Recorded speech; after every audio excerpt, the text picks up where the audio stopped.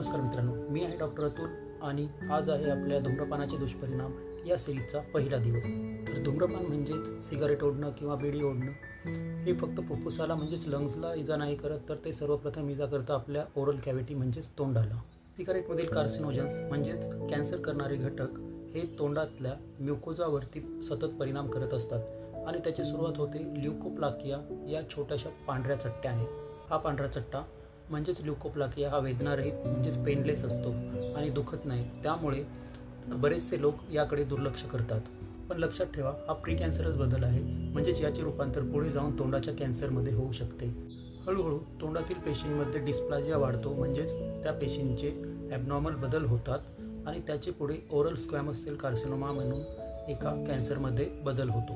तोंडात न भरणारी जखम, तोंडामध्ये वारंवार रक्तस्राव होणे, तसेच गिळताना त्रास होणे ही त्याची लक्षणे आहेत.